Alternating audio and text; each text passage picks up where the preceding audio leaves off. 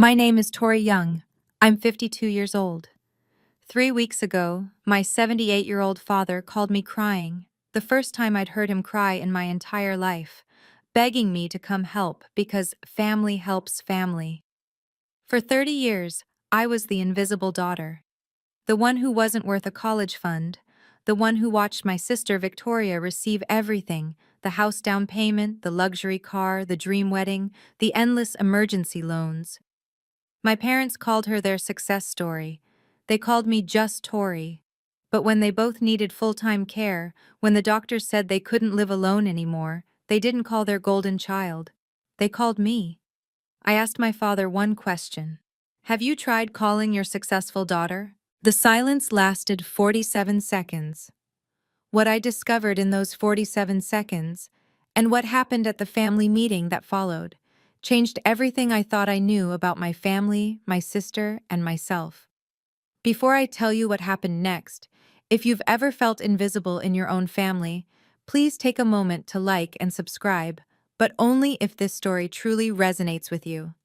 Drop a comment and let me know where you're watching from and what time it is there. Now, let me take you back to where it all began.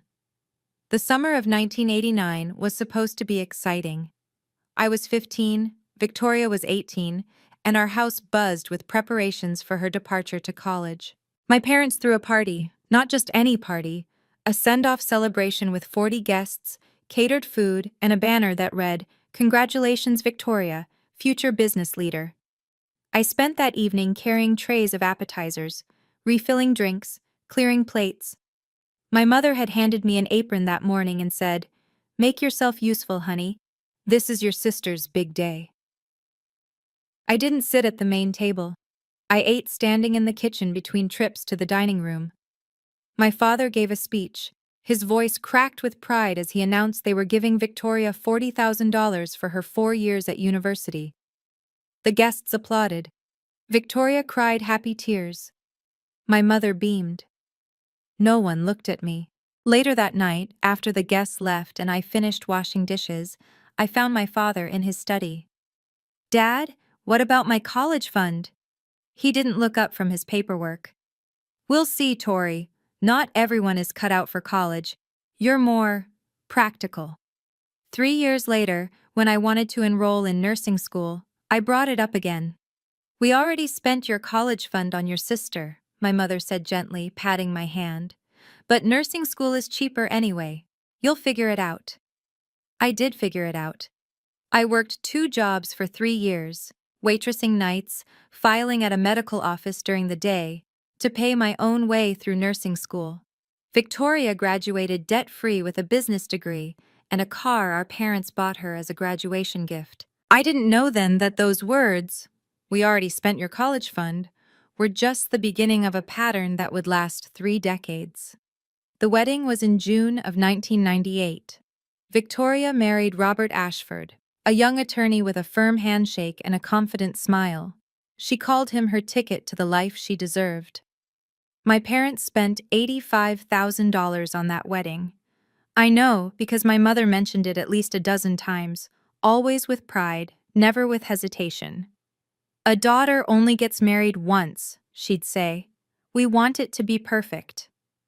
I was a bridesmaid. I paid $400 for a dress I'd never wear again. When I asked if the bridal party expenses might be covered, Victoria laughed. "Tori, it's not that much. Just put it on a credit card." 3 years later, Marcus proposed to me. He was an electrician, steady work, calloused hands, kind eyes. My parents gave us $2,000. "You understand," my father said, sliding the check across the table. "Marcus seems like a practical man. He won't need a big wedding." Practical, that word again. My mother didn't come to my dress fitting. She was busy that day, helping Victoria move into her new house, the one my parents had put $50,000 down on. "It's an investment in her future," my father explained when I asked why Victoria needed help buying a house when Robert was a lawyer. "They're just starting out." That house was 3 blocks away from the 1-bedroom apartment Marcus and I were renting. At my small wedding, 60 guests, backyard ceremony, potluck reception, I watched my father dance with Victoria while my mother fussed over whether Victoria's shoes were comfortable. I told myself it was fine. I told myself I didn't need their money. But what I really needed, what I desperately needed, was for them to see me. I wouldn't understand just how blind they were until the phone call that came 23 years later. The phone rang at 2:17 a.m. on a Tuesday. I know the exact time because I stared at the screen for 3 full seconds before answering. My father's name glowed in the darkness. He hadn't called me in 6 months. Dad? The sound that came through the speaker stopped my heart. My father was crying. Not just crying, sobbing, gasping. The kind of raw, broken sound I'd never heard from him in 52 years of life. Tori, it's your mother. She fell. In the bathroom. I heard the crash and his voice cracked. I can't lift her. I don't know what to do. There's blood. I was already out of bed, pulling on clothes. Dad, listen to me. Call 911 right now. I'm on my way. The hospital was 20 minutes from my house. I made it in 12. When I arrived, my mother was already in surgery. A broken hip, a bad one, the kind that changes everything for someone her age. My father sat slumped in a plastic chair, looking smaller than I'd ever seen him. Mr. Young? A doctor approached us. Dr. Morrison, according to his badge. Your wife's surgery will take several hours, but I need to discuss something with you. He explained it carefully. My mother would need extensive rehabilitation, 3 months minimum. And my father, he paused, glancing at his notes, had shown concerning signs during the intake assessment. Confusion, disorientation, early indicators of cognitive decline. They can't continue living independently, Dr. Morrison said. You'll need to make arrangements for full-time care. My father looked at me with desperate eyes. I'd spent 15 years as a geriatric care nurse. I knew exactly what full-time care meant. I knew the facilities, the costs, the slow erosion of savings that came with aging. What I didn't know yet was who my family expected to handle all of it. The next afternoon, I found my father sitting beside my mother's hospital bed. She was still groggy from surgery, drifting in and out of sleep. He looked like he'd aged 10 years overnight. Tori. He gestured for me to sit. We need to talk about what happens next. I sat. I waited. Your mother and we're going to need help. Real help. He rubbed his face with both hands. Someone to be there, to manage the medications, to make sure we're safe. I understand, Dad. You're a nurse. This is what you do. He looked at me with something I couldn't quite read. Family helps family, Tori. The words hung in the air between us. Have you called Victoria? Silence. 1 second, 5 seconds, 10. 47 seconds. I counted. Your sister is busy, he finally said. She has her own problems. What problems? He didn't answer. Instead, he shifted in his chair and said something that cut deeper than any silence. You've always been the reliable one, Tori. The one who doesn't complain. Victoria, He paused. She's more fragile. She wouldn't handle this well. Fragile. The woman who had demanded an $85,000 wedding was fragile. The woman who received a house down payment was fragile. But me, I was reliable. I thought about the 2 jobs I'd worked through nursing school, the $400 bridesmaid dress, the decades of watching from the outside. Dad, what exactly are you asking me to do? He listed it without hesitation. Coordinate their care, manage their medications, handle the medical decisions, visit regularly, be available. And Victoria? She'll help when she can. In 30 years, that was the first time my father had ever called me reliable. It felt less like a compliment and more like a confession, an admission that they'd always known who they could count on. They just never thought I was worth investing in. That night, I sat at my kitchen table with Marcus. The house was quiet except for the hum of the refrigerator and the weight of everything unsaid. What did Victoria say? Marcus asked. Dad didn't call her. Marcus set down his coffee cup. He didn't look surprised. Of course he didn't. I pulled out a notepad and started writing numbers. It's what I do when I'm overwhelmed. Reduce chaos to calculations. Full-time caregiving meant quitting my job or cutting my hours drastically. That was $65,000 a year, gone. Professional in-home care ran $8,000 to $12,000 monthly. Assisted living facilities weren't much better. Their savings? Marcus asked. Maybe enough for 18 months, 2 years if we're careful. And if Victoria doesn't help? I didn't answer. I didn't need to. Marcus reached across the table and took my hand. His palms were rough from years of electrical work, but his grip was gentle. You've been saying yes to people who never see you, he said quietly. Maybe it's time to ask them why. I thought about every yes I'd given over 30 years. Yes to working through nursing school alone. Yes to a small wedding because we were practical. Yes to being overlooked at every holiday, every milestone, every family gathering where Victoria stood in the spotlight. What if I say yes again? I whispered.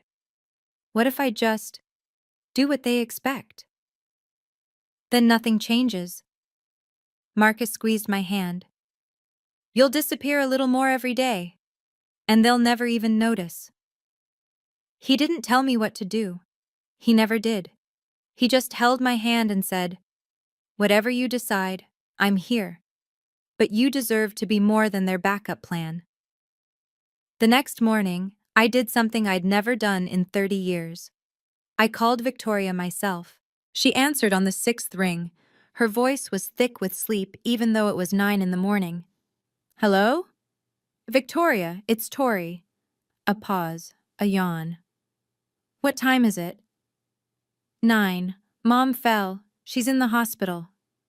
What? Suddenly she sounded more alert. When did this happen? 2 days ago. 2 days? Why didn't anyone call me? Dad said you were busy. Silence stretched between us. I heard rustling, sheets maybe, a door closing. I am busy, Tori. I have things going on. Mom needs surgery. She broke her hip. Dad's showing signs of cognitive decline. They need full-time care now. So what do you want me to do about it? The question hit me like ice water. Help. Share the responsibility. She sighed, long and heavy. You know I'm not good at that stuff. What stuff? Taking care of our parents? The medical things, the organizing, that's your world, Tori. It doesn't have to be just my world. Look, her voice hardened. You're the nurse. This is literally your job. You know how to handle old people. Old people, our parents. Victoria, they need money too. Care facilities cost thousands every month. I don't have money right now. You have the house, the one Mom and Dad bought for you. Dead silence. Victoria, I don't have that house anymore. What do you mean? I sold it 3 years ago, after the divorce. I felt the floor shift beneath me. The house my parents had sacrificed $50,000 to secure. Gone. And the money from the sale? That's none of your business. In 15 years of being a nurse, no one had ever made my profession feel so small. But it wasn't the dismissal that stung most. It was the absolute certainty in her voice that this was my problem to solve. Victoria, I need you to explain this to me. Explain what? My finances? To you? If you can't contribute, I need to understand why. Another long sigh. I heard something in the background. A man's voice, muffled. She covered the phone, spoke to someone, then came back. Fine. You want the truth? I'm drowning, okay? Drowning how? Credit cards, living expenses. Robert cleaned me out in the divorce. I had to sell the house just to survive. How much debt? She laughed, bitter, sharp. $89,000. I sat down, hard. 89,000? Don't judge me, Tori. I'm not judging. I'm trying to understand. No, you're doing what you always do, looking down at me from your perfect little life. looking down at her. The words made no sense. I'd spent 30 years looking up at Victoria, the successful one, the golden child, the daughter worth investing in. My perfect little life? I kept my voice steady. I worked 2 jobs to pay for nursing school. But you didn't have to live up to anything, because they never expected anything from me. Exactly! She sounded almost triumphant. No expectations, no disappointments. You got to just be you. I had to be everything. Victoria, our mother is lying in a hospital bed right now. And you'll handle it. You always do. That's not fair. Fair? She laughed again, but this time it cracked at the edges. Since when has anything in this family been fair? For one moment, I heard something underneath her defensiveness. Something that sounded almost like pain. But before I could respond, she cut in. I'll try to visit when I can. But don't expect me to move back or write checks I can't cash. The line went dead. I stared at my phone, looking down on her. The words echoed. And I realized Victoria wasn't the successful one. She was the one who'd learned how to fail without consequences. I called her back. She didn't answer the first time, or the second. On the third try, she picked up with an exhausted groan. What now, Tori? We weren't finished. I think we were. No, you said I looked down on you. I need to understand that. I don't have time for therapy with my little sister. Victoria, for 30 years you got everything. The money, the attention, the house, the car, the wedding. And somehow you've convinced yourself that I had it easier? You did. Her voice was flat, certain. You married Marcus, simple job, simple life, no one watching, no one expecting you to be extraordinary. I expected myself to be extraordinary. I just didn't need an audience. That's easy to say when what? When I'm paying my own mortgage? When I have retirement savings? When I'm not $89,000 in debt? Silence. That was cruel, Tori. It was the truth. More silence. I could hear her breathing, ragged, uneven. You want me to say I'm sorry? She finally asked. For taking what they offered? For being the daughter they wanted to give to? I want you to show up. For once in your life, I want you to take responsibility. I can't fix this. I'm not asking you to fix it. I'm asking you to help. Same thing. It's not. She was quiet for a long moment. When she spoke again, her voice was smaller, almost young. I don't know how to be what everyone needs, Tori. Then learn. We all had to. The call ended. This time, I was the one who hung up.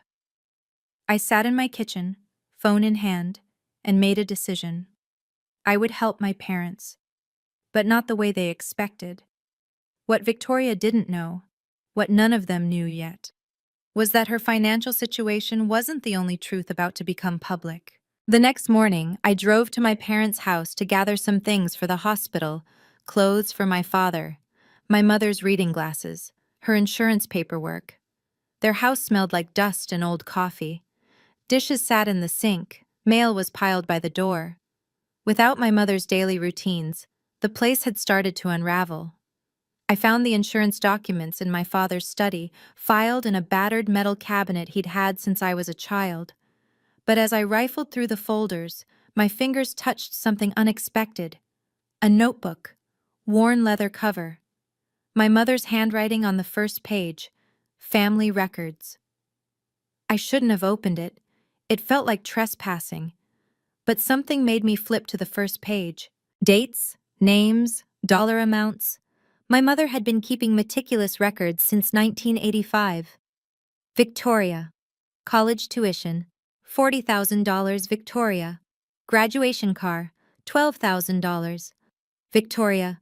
Wedding, $85,000. Victoria. House down payment, $50,000. The list went on. Page after page, birthday gifts. Emergency loans that were never repaid. A vacation to Europe. A new wardrobe for a job interview. Dental work. Credit card payments. I flipped to my section. Tori. Wedding gift, $2,000. Tori, baby shower, $300. Tori, kitchen appliances, Christmas 1998, $400. 4 pages for Victoria, half a page for me. I did the math in my head, then double-checked it. The numbers couldn't be right, but they were. The final entry was dated 3 months ago in my mother's shaky handwriting. Victoria called. Needs $15,000. Emergency. Harold says no more. I don't know what to do. 15,000 more. After everything. I photographed each page with my phone. My hands were trembling, but my mind was clear. My mother had been tracking every penny for 40 years. She knew exactly what they'd given, and to whom. The only question was whether she'd ever let herself see what those numbers really meant. I kept searching. Behind the insurance folder, I found their financial statements, bank records, investment accounts, the architecture of my parents' retirement. What I discovered made my stomach drop. Their savings account held $127,000. That sounded like a lot until I calculated what full-time care actually cost. I pulled out more papers, withdrawal records going back 10 years. Every few months, another chunk disappeared. 5,000 here, 10,000 there, 20,000 in one devastating swoop. The pattern was clear. Over the past decade, my parents had withdrawn more than $200,000.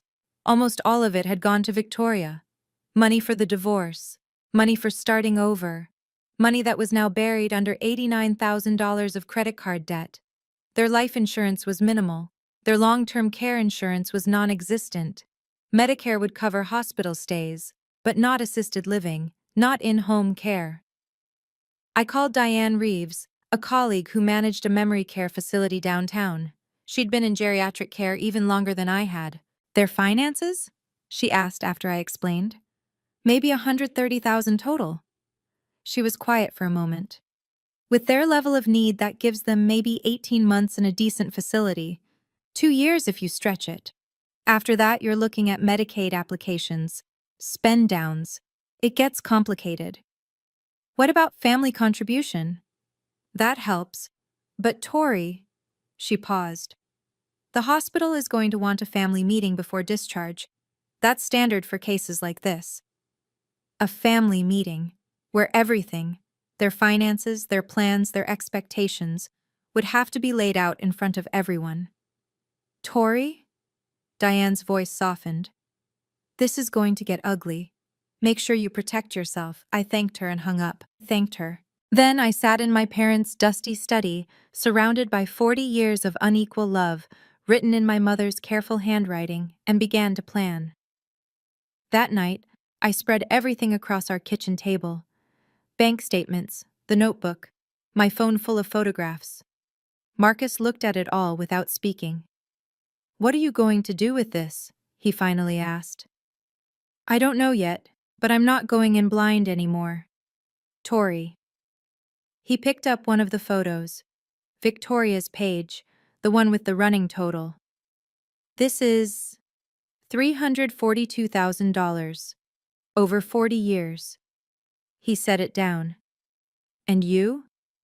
7,400. Neither of us spoke. The numbers said everything. I spent the next hour scanning the most important pages, creating digital backups. Then I called Thomas Bradley, an elder care attorney Marcus knew from a job site years ago. Family meetings at hospitals are standard, Thomas explained. They're meant to clarify responsibilities before discharge. Nothing you say there is legally binding. Can they force Victoria to contribute? Legally? No. Adult children aren't obligated to pay for parents' care unless they've signed something. But socially, morally, he paused. That's a different story. What do you mean? Hospitals document these meetings. Social workers take notes. If one family member makes promises and doesn't follow through, that goes on record.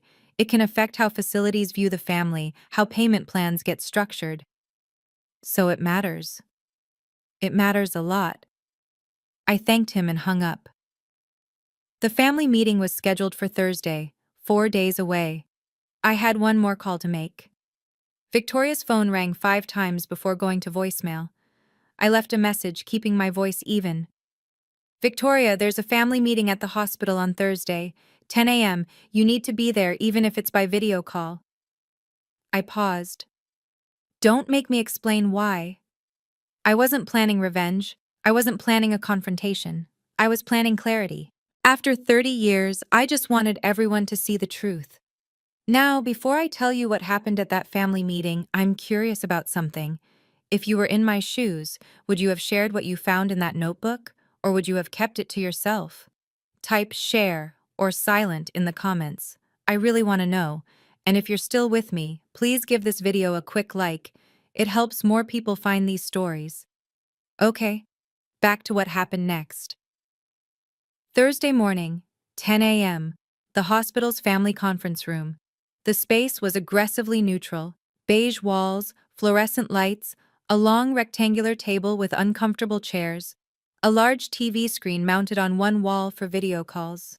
The kind of room where difficult decisions are made under harsh lighting. Marcus sat beside me, his hand resting near mine on the table. He'd taken the day off work without me asking. My father arrived pushing my mother in a wheelchair. She looked smaller than I remembered, fragile in her hospital gown, but her eyes were alert, more alert than they'd been in days. Dr. Morrison came in with a folder thick with papers. Behind him was Rachel Smith, the hospital social worker, a composed woman in her 40s with kind eyes and a clipboard. "We're just waiting for one more," Rachel said, glancing at the screen. The TV flickered to life. Victoria appeared, perfectly made up, sitting in what looked like an elegant living room, cream-colored walls, fresh flowers on a side table. Her new husband Brandon hovered in the background. "Can everyone hear me?" Victoria asked, adjusting her camera angle. "Loud and clear," Rachel confirmed. 2 more faces joined the call. My Aunt Linda, my father's younger sister, and Aunt Margaret, my mother's side. Both were in their 70s, watching from their respective homes across the country. "Thank you all for being here," Rachel began. "The purpose of this meeting is to develop a discharge plan for Mr. and Mrs. Young." Dr. Morrison reviewed the medical facts. My mother's hip surgery, the rehabilitation timeline, my father's cognitive assessment. "They cannot live independently anymore," he concluded. "They'll need consistent daily support." On screen, Victoria checked her phone. Twice. Rachel turned to face the room. "We need to decide as a family who will be responsible for what, financially and practically." The air in the room changed. I felt Marcus's hand brush against mine. It was beginning. Rachel looked around the room, then at the screen. "Let's start by hearing from everyone. What resources and support can each family member contribute?" Victoria jumped in before anyone else could speak. "I want to be really transparent here." She leaned toward her camera, expression earnest. "Brandon and I are going through a difficult time financially. We just got married 6 months ago, and we're still rebuilding after my divorce." Aunt Linda nodded sympathetically on her side of the video call. "We understand, dear. These things take time." "It's been so hard," Victoria continued, "starting over at my age. I wish I could do more, but—" Rachel turned to me. "And what about you, Mrs. Young?" Before I could answer, Victoria cut in again. "Oh, Tori can handle it." She said it like it was obvious, like it had already been decided. "She's a nurse. She's used to this kind of thing." I felt my father nod beside me. "That's right. Tori has experience with—" "Plus," Victoria added, "she doesn't have the same pressures I do. Her lifestyle is more manageable." My mother's eyes flickered toward me, then away. Aunt Margaret cleared her throat. "It does make sense when you think about it. Tori has the skills." "Exactly," Victoria said. "I mean, I would help, I really would. But you know how I am." She gave a self-deprecating laugh. "I'd probably just make things worse. Tori's always been so good at the unglamorous stuff." The unglamorous stuff. 30 years of being invisible, reduced to 4 words. I looked at my mother. Her hands were folded in her lap. She wouldn't meet my eyes. She wasn't going to defend me. She never had. Marcus's knee pressed against mine under the table. A silent question. Are you ready? I took a breath.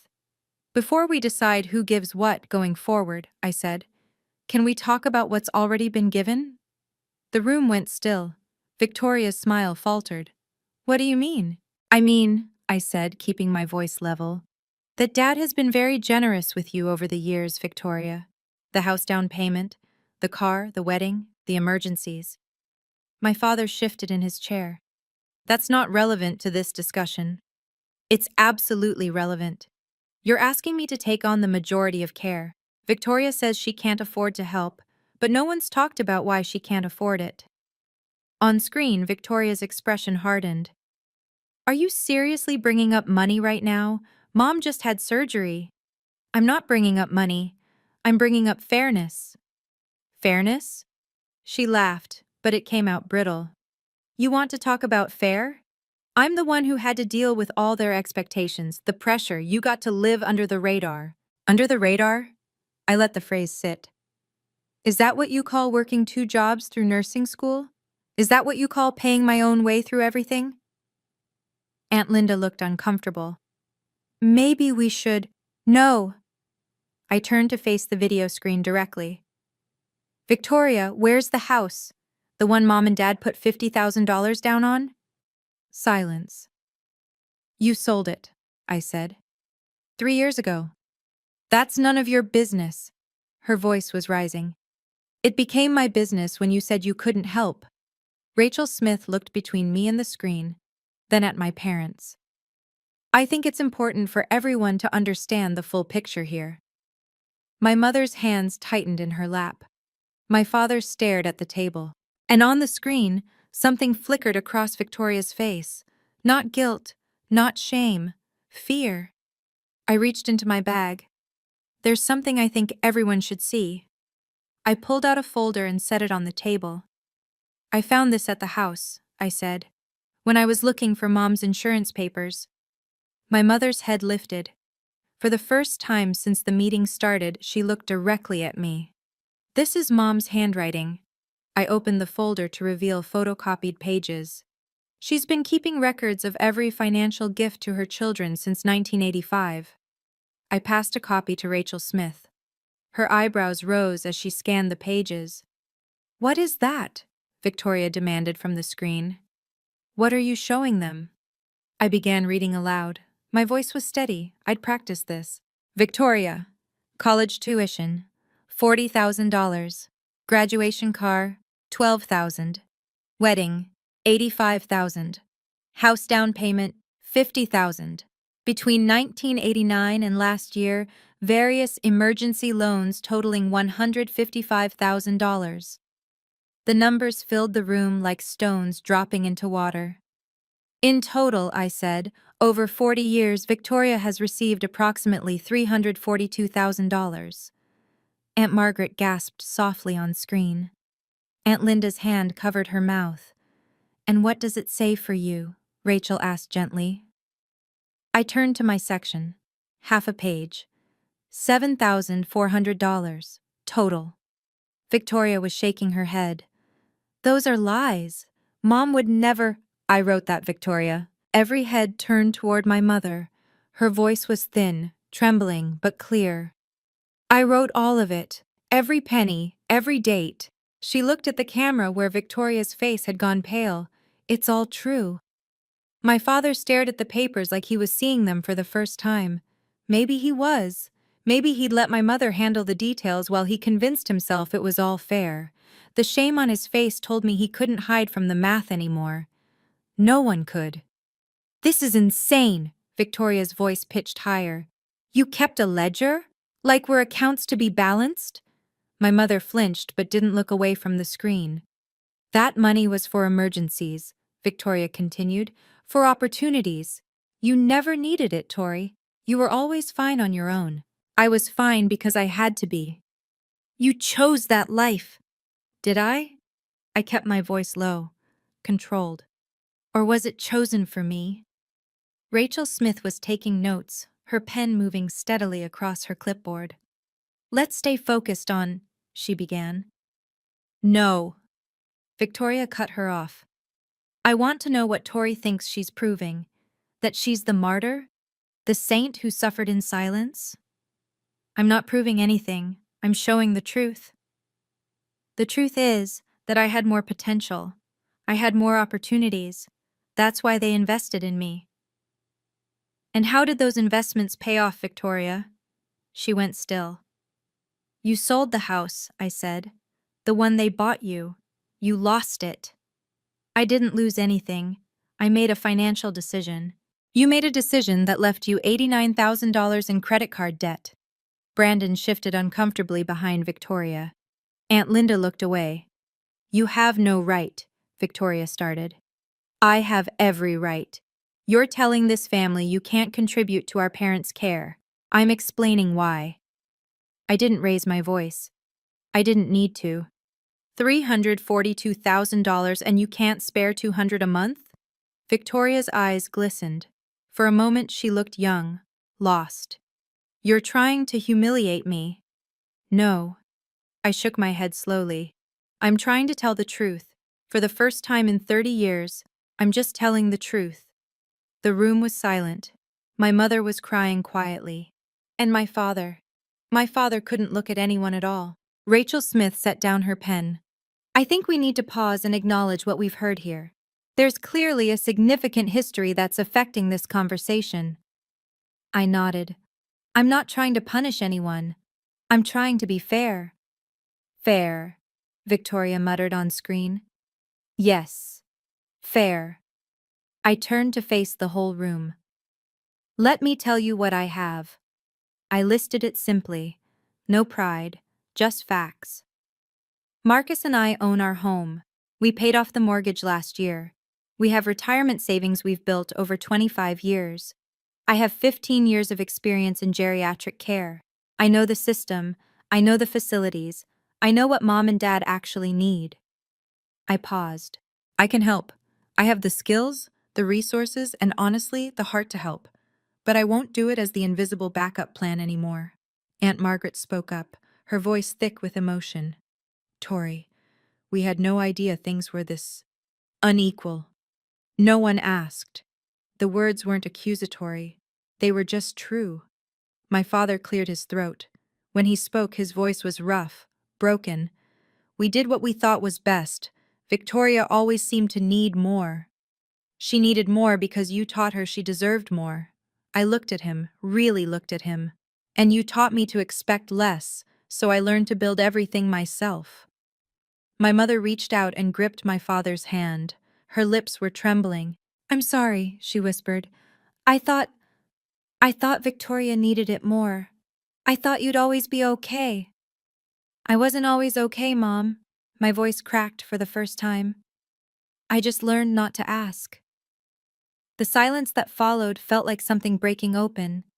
And in that breaking, something shifted. "I love you both," I said quietly.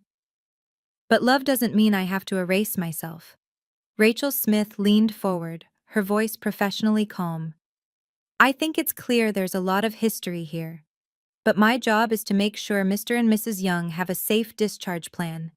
She pulled out a printed sheet, a list of options. "Let me walk through what we're looking at. Option 1, family provides direct care. That means someone is present 24/7, managing medications, meals, mobility." She looked around the room. No one volunteered. Option 2, assisted living facility. With their needs, you're looking at $6,000 to $10,000 per month. My father inhaled sharply. Option 3, in-home care with professional nurses, 4,000 to 8,000 monthly depending on hours. "And their savings?" Rachel asked, looking at me.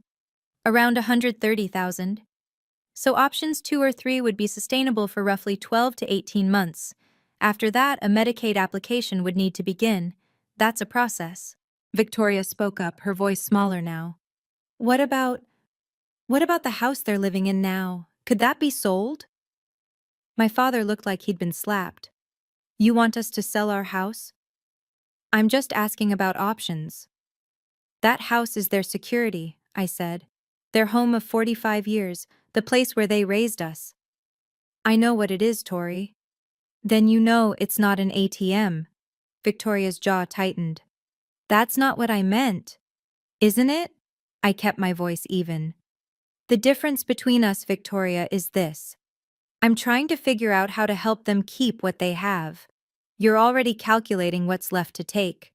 Brandon put his hand on Victoria's shoulder. She shrugged it off. This is unfair, she said. You're making me the villain. I'm not making you anything. I'm asking you to show up. On screen, Victoria opened her mouth to respond. And then she said something that changed everything. Okay, I need to pause here because what Victoria said next, I still can't believe she said it in front of everyone. Before I continue, I have a question. Who do you think should be responsible for caring for aging parents? The child who received everything, or the child who was self-sufficient? Tell me in the comments. I really want to hear your perspective. Now here's what she said. You know what? Victoria's voice was shaking now. Fine. You want to play this game, Tori? Let's play. She leaned into her camera, face flushed. Mom, Dad, did you know Tori didn't come to Thanksgiving last year, or Christmas? She's been pulling away from this family for years. She barely calls, barely visits. My father frowned. My mother looked confused. That's not, I started. Let me finish. Victoria held up her hand to the camera. She acts like she's the devoted daughter, but where was she for the holidays? Where was she when I was hosting, cooking, making everything perfect? I waited until she was done. Then I spoke calmly. I didn't come because I wasn't invited. That's ridiculous. You hosted both holidays at your house. I never received an invitation. I assumed I wasn't welcome. Victoria sputtered. Of course you were welcome. You just… Actually, Aunt Margaret interrupted, her face troubled on screen. I remember asking about Tori at Thanksgiving. Victoria, you said she was doing her own thing this year. The color drained from Victoria's face. You're misremembering. I'm not. Aunt Margaret's voice was firm. I asked specifically. I thought it was strange Tori wasn't there. My mother turned to look at Victoria on the screen. You told me Tori was busy. You said she had to work. She probably did. I wasn't working. I kept my voice steady. I was home, waiting for a call that never came. The room was silent. Even Rachel had stopped writing. Victoria had tried to make me look like the absent daughter. Instead, she'd revealed she was the one who'd kept me away. I didn't need to accuse her. She'd accused herself. Victoria's voice faltered. That's not how I remember it. It's how I remember it, Aunt Margaret said quietly. It's how I remember it too. I stood up, not dramatically, just to stretch my back, to feel my own feet on the ground. Here's what I'm willing to do. Everyone watched. Victoria on the screen, my parents, Rachel with her clipboard, Marcus beside me, solid and quiet. 1. I will help coordinate Mom and Dad's care. I have the expertise. I know the system. I can do that. Rachel nodded, making a note. 2. Marcus and I will contribute $1,500 per month toward their care costs. My father looked up sharply. That was real money, money I was offering freely. 3. I will visit twice a week. I'll manage their medications and be the point of contact for medical decisions. I let that settle. But the word hung in the air. I will not quit my job. I will not move them into my home. And I will not pretend this is fair if I'm the only one contributing. I looked directly at the screen. Victoria, that means you need to find a way to help. Even if it's $200 a month, even if it's visiting twice a year, you need to show up. I can't. You spent $89,000 on credit cards. You can find $200 a month. That's not fair. Neither was any of this. But here we are, Rachel Smith spoke up. These seem like reasonable starting points for a care plan. Victoria, can you commit to any level of financial contribution? The silence stretched. Brandon whispered something to Victoria. She shook her head, then sighed heavily. I'll see what I can do. I'm not asking for equal, I said. I'm asking for something, anything, because nothing is not acceptable anymore. Victoria didn't respond, but she didn't argue either. For the first time in 30 years, she had nothing to say. My father broke first. We didn't know. His voice was hoarse, barely audible. We didn't know it was this unequal. I looked at him, this man who had spent my whole life not seeing me. Yes, you did, Dad. Mom wrote it all down. My mother's shoulders were shaking. Tears ran down her cheeks, cutting tracks through her powder. I'm sorry. The words came out choked. I thought Victoria needed it more. She was always struggling, always asking. And you were so steady, Tori, so capable. So you gave her everything and left me to build my own life alone. I thought you were stronger. I had to be stronger. You didn't give me a choice. The silence that followed was unbearable. My father stared at his hands. My mother wept. On screen, Victoria had gone quiet, not from strategy, but from something that looked almost like shock. So that's it? Victoria finally said, her voice small. I'm the villain now? The bad daughter? I shook my head slowly. You're not a villain, Victoria. You're my sister.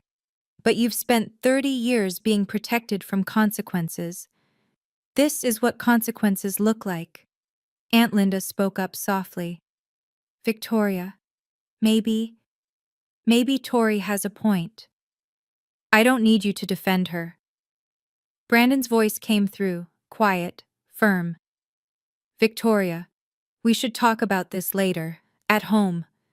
Victoria looked away from the camera, jaw tight. My mother reached out and took my hand. Her fingers were cold, fragile as bird bones. Forgive me, Tori, please. I looked at her, this woman who had counted every dollar for 40 years, but never counted what it cost me. I love you, Mom. My voice broke. I just needed you to see me. Finally. She squeezed my hand and nodded. I see you, she whispered. I see you now. The video call ended abruptly. Victoria's face disappeared from the screen without a goodbye. The room felt emptier afterward, hollowed out by everything that had been said. Rachel Smith gathered her papers, professional composure intact. I'll send everyone a summary of what we discussed today. The agreed contributions, the tentative care plan, next steps. She paused at the door. Family meetings are rarely easy, but honest ones tend to lead to better outcomes. She looked at me. You handled this well, Mrs. Young. I nodded. I didn't feel like I'd handled anything. I felt scraped raw. Dr. Morrison shook my father's hand and left. The Zoom boxes with my aunts winked out one by one. Aunt Margaret with a small wave. Aunt Linda with tears in her eyes. Then it was just us. My parents, Marcus, and me. My father sat motionless. He hadn't spoken since his attempt at apology. Harold, my mother's voice was gentle. Say something. He looked at me. His eyes were red. I don't know what to say. You don't have to say anything right now, Dad. Marcus helped me gather our things. As we headed for the door, my phone buzzed. A text from Aunt Linda. I had no idea things were this bad. Your father and I need to talk. I'm proud of you, Tori. Then another, from Aunt Margaret. Victoria is upset, but she needed to hear this. We all did. In 30 years, no one in my extended family had ever said they were proud of me. Marcus put his arm around my shoulders as we walked to the car. You didn't lose your cool once, he said. I didn't need to. I leaned into him, exhausted. The truth was cool enough. But even as I said it, I knew this wasn't over. The real aftermath was just beginning. 1 week after the meeting, pieces started falling into place. My mother transferred to a rehabilitation facility, a good one, 20 minutes from my house. Her hip was healing. The physical therapists were cautiously optimistic. My father stayed with Aunt Linda temporarily. Her house had a guest room on the ground floor, and she insisted. Harold needs time to think, she told me on the phone, and honestly, so do I. I spent hours coordinating with Diane, researching facilities, comparing costs. We found an assisted living community that could accommodate both of my parents eventually, a place with memory care support, in case my father's cognitive decline progressed. The cost? $7,200 per month. I'd already committed $1,500. My parents' savings could cover $4,500. That left $1,200. On Thursday, my father called me. I talked to your sister. And? She'll send money every month. $1,200. He paused. She didn't want to talk long, but she agreed. $1,200, not much, considering everything, but $1,200 more than I'd expected. And visits? She said she'd try. Trying. It wasn't a promise, it wasn't an apology, but it was something. Dad, I braced myself. I need to know something. Did you really not see how unequal things were? Silence on the line. Then, I told myself it was different. Victoria had opportunities. You had. He stopped, started again. I didn't see you, Tori. All these years, I didn't let myself see you. Why not? Because if I saw you, I'd have to see what I'd done, and I wasn't ready. Are you ready now? His voice cracked. I'm sorry. I'm so sorry. 4 words. 30 years late, but they were the first real ones he'd ever given me. 2 weeks after the hospital meeting, my phone buzzed with an unexpected notification. Victoria. I stared at her name on my screen for a long moment before opening the message. I'm sending the first payment today. Brandon helped me set up a plan to manage my debt. I'm going to try. I read it 3 times, then I called Marcus into the kitchen. What do you think? I showed him the screen. He read it, face neutral. What do you want to say? I want to believe her. Then tell her that. I typed slowly, deleting and rewriting twice before landing on something true. Thank you, Victoria. That means a lot. I know this isn't easy. Her response came quickly. It's not, but you were right. I can't keep running from things. I waited. The 3 dots appeared, disappeared, appeared again. I don't know how to be different, but I'm trying. No apology. Not yet. Maybe never. But acknowledgement, real acknowledgement, was more than I'd had in decades. I typed, maybe we can visit Mom together next month? The pause before her answer stretched long enough that I thought she wouldn't respond. Maybe. Let me figure some things out first. It wasn't reconciliation. It wasn't forgiveness. It was 2 sisters trying to find a new language after 30 years of speaking different ones. Marcus looked over my shoulder at the exchange. Progress? Maybe. Or maybe she's just tired of fighting. Could be both. I set down my phone. Through the kitchen window, the sun was setting, orange and pink bleeding into purple. Victoria might never truly change. She might never apologize. But she'd shown up, financially at least. And for now, that was more than I'd had in 30 years. It was a start. It was so. A month after the hospital meeting, I visited my mother alone. She'd been moved to the assisted living facility, a quiet room with a window overlooking a garden. Her hip was healing well. Some days her mind was sharp. Others, she drifted. Today was a sharp day. I found her sitting by the window, watching birds at a feeder outside. When I came in, she turned and smiled. Tori, sit with me. I pulled a chair close and took her hand. For a while we didn't speak. The silence wasn't uncomfortable, just full of everything we'd said and everything we hadn't. Your father showed me the notebook again, she finally said. All my numbers. I know, Mom. I always knew they were unequal. I knew what I was writing. She looked at me, eyes clearer than I'd seen them in weeks. I just didn't let myself see what they meant. Why not? She was quiet for a moment, collecting her thoughts. Victoria was like fire, bright and demanding and always hungry. I was afraid that if I didn't feed her, she'd burn out, disappear. She squeezed my hand. And you were like water, steady, patient. I thought you'd always be okay. I wasn't always okay, Mom. I know that now. Her voice dropped. I know. Then why didn't you ever? Because it was easier to believe you didn't need me. Because needing me would mean I had failed you. Tears gathered in her eyes. And I had failed you, I just couldn't admit it. I didn't say it was okay. It wasn't. But I leaned forward and kissed her forehead. I love you, Mom. I love you too. She held my face in her thin hands. Forgive me. Please. I'm trying, I said honestly. I'm really trying. It was all I could give her. For now, it was enough. 6 months passed. Life didn't become perfect. It became manageable. And sometimes, that's enough. My parents settled into the assisted living community, sharing a 2-bedroom suite. My mother's hip healed completely. My father's cognitive decline progressed slowly. He had good days and bad days, but mostly good. They had nurses, activities, people their own age to talk to. Victoria sent money every month. Not once did she miss a payment. She visited twice in those 6 months. Short visits, awkward and careful, but she came. She sat with our parents. She asked about their health. She didn't apologize to me. I stopped waiting for it. Our relationship wasn't warm. We didn't call each other just to chat.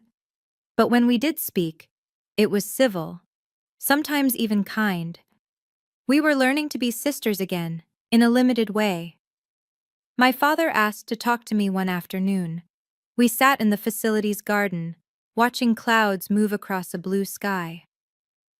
I've been thinking, he said slowly, about what I did, why I did it. And I thought providing for Victoria was investing in the family's future. She had the degree, the ambitions. I thought she'd make something of herself and take care of us all. He shook his head. I was investing everything in one stock and leaving the other with nothing. Interesting metaphor, Dad. He almost smiled. Your mother's idea. She's sharper than she lets on. We sat in silence for a while. You turned out to be the better investment, he said quietly. I was just too blind to see it. It wasn't a perfect apology, but it was honest. And from my father, honesty was rare enough to feel like grace. Thanks, Dad. He nodded. We watched the clouds. Some things can't be fixed, but some things can still grow. Late summer, a warm evening. Marcus and I sat on our back porch watching fireflies blink across the yard. The house was quiet. Our daughter had called earlier. She was doing well, thriving at her job across the country. Marcus had grilled steaks. I'd made my mother's potato salad recipe. You're different, you know, Marcus said after a while. Good different or bad different? Lighter. He reached over and took my hand. Like you finally put down something heavy. I thought about that. 30 years I'd carried a question. Why am I not enough? I didn't ask it anymore. Not because I'd found an answer, but because the question had stopped mattering. I think I finally stopped trying to prove anything, I said. About time. I laughed, a real laugh surprised out of me. We sat in comfortable silence. The fireflies drifted. The stars emerged, one by one. Marcus? Thank you for never making me feel like I had to prove anything to you. He squeezed my hand. You never did. I always knew who you were. Even when I didn't? Especially then. I leaned my head on his shoulder. This man who had loved me quietly for 25 years, who had never asked me to be smaller, who had held my hand through hospital meetings and family revelations and everything that came after. He taught me something my parents never did, that being loved shouldn't feel like an audition. I'm grateful, I said, for this, for us. Me too. We didn't need to say more. The fireflies said it for us, small lights in the darkness, steady and persistent. Like water, my mother had said. Steady, patient. Maybe that wasn't such a bad thing to be after all. Looking back now, I can see what I learned. It took 30 years of silence and one hospital meeting to understand these truths. Setting boundaries isn't rejection. It's self-preservation. I spent decades saying yes to people who never asked what I needed. Learning to say, "not like this," wasn't cruelty. It was clarity. The truth may hurt in the moment, but silence hurts for a lifetime. I could have kept that notebook to myself. I could have swallowed my words at the family meeting, like I'd swallowed them for years. But every time I stayed quiet, I lost a piece of myself. Speaking up was terrifying.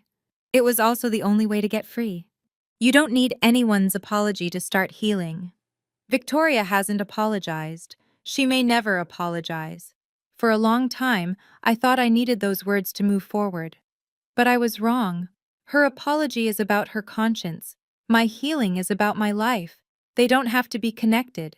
I have new rules now, new boundaries. They're not complicated. I will help my family, but I will not sacrifice myself. I will speak truth, even when it's uncomfortable. I will not accept being invisible just to feel accepted. Victoria may never truly change. My parents may not live long enough to repair everything that was broken. But I've changed. I see myself clearly now. I know my worth, not because someone finally acknowledged it, but because I stopped waiting for permission to claim it. The reliable one, my father called me. The practical one. The one who doesn't complain. He meant it as a description of someone lesser, someone who didn't need attention or investment. But I know the truth now. Being reliable isn't a consolation prize. It's a superpower. And I finally learned how to use it. If you've made it this far, if you're still here after hearing my story, I want to tell you something. You don't have to wait 30 years to be seen. I did. I waited for my parents to notice me, to value me, to choose me the way they chose my sister. I waited for an acknowledgement that never came, until I stopped waiting and started speaking. If you recognize yourself in my story, if you're the overlooked one, the backup plan, the child who was always fine because no one bothered to check, please hear me. You can speak up. You can set boundaries. You can demand fairness without demanding revenge, and you don't need their apology to start healing. Their apology is about them. Your healing is about you. My father asked me once, years ago, why I didn't become a doctor like he'd hoped Victoria would. I told him, because I chose to help people who have time left instead of impressing people who never had time for me. He didn't have a response back then, but after everything that happened, after the hospital meeting, after the truth came out, after 6 months of rebuilding, he told me something different. I should have been proud of you all along, he said. I should have seen who you were. And then he listened, really listened, for the first time. That's what 47 seconds of silence eventually became. A conversation. An imperfect one. A beginning. I used to think my story was about being invisible. Now I know it's about becoming visible. To myself, first. To everyone else, second. 47 seconds of silence changed my life. What will your moment of truth sound like? When will you stop waiting and start speaking? The answer is yours to find. I hope you find it soon. Thank you for staying with me through this entire story. If any part of it resonated with you, if you've ever felt unseen, overlooked, or treated like the family backup plan, please share your experience in the comments. I read every single one. And if this story helped you, please like, subscribe, and check out the video in the description. It's another story about standing up when everyone expected you to stay quiet. Remember, you deserve to be more than someone's reliable option. You deserve to be seen. I'll see you in the next one.